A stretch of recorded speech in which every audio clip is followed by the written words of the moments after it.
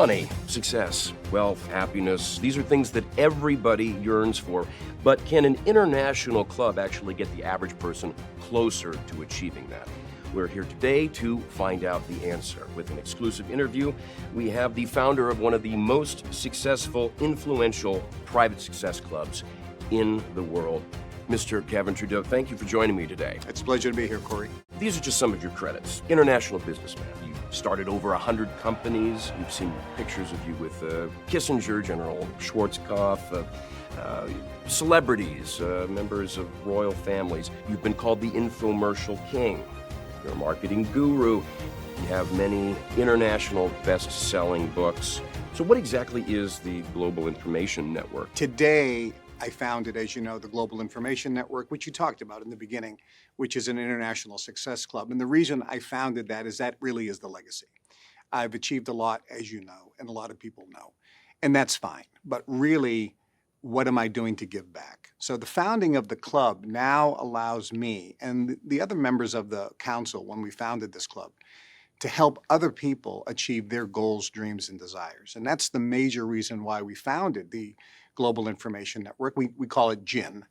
We have members in over 150 countries around the world, and we actually teach people the principles of success that the global elites use and know that really are being kept from the public.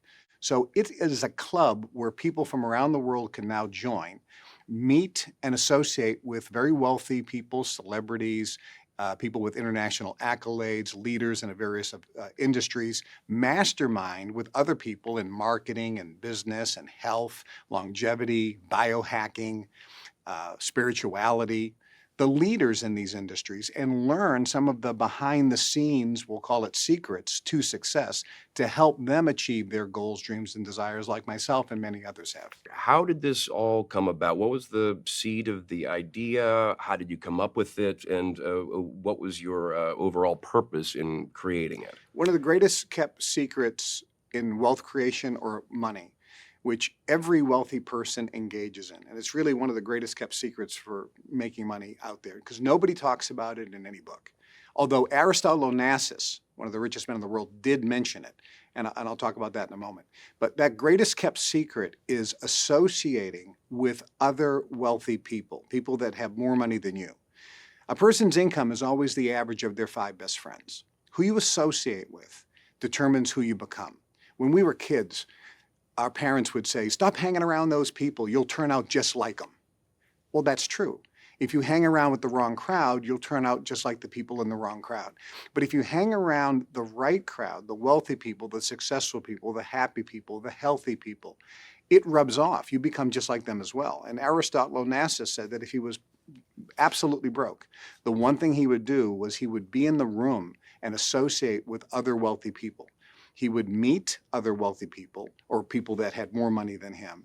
He would associate with, he would try to develop relationships with, and he would listen to them.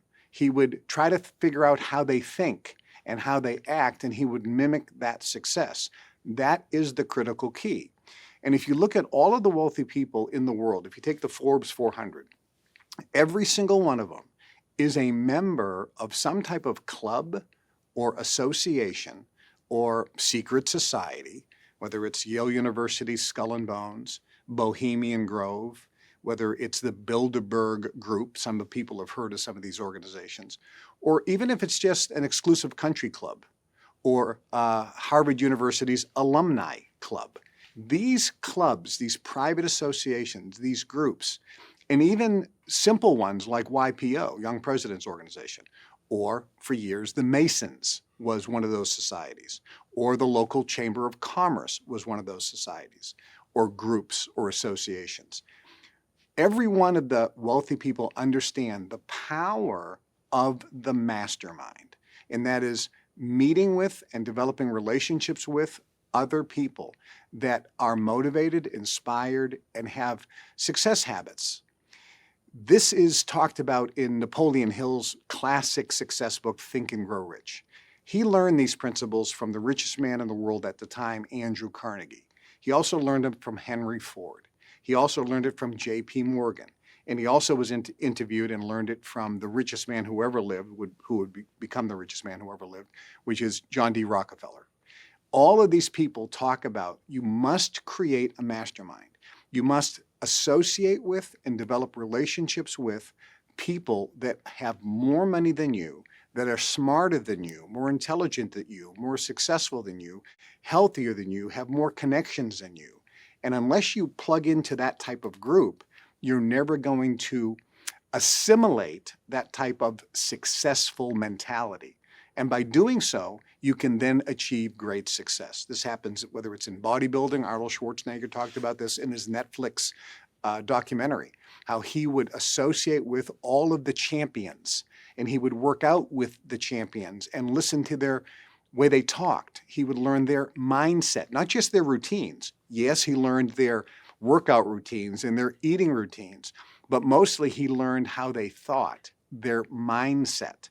And by associating with all these very wealthy people or very successful people in bodybuilding, he became the champion in bodybuilding.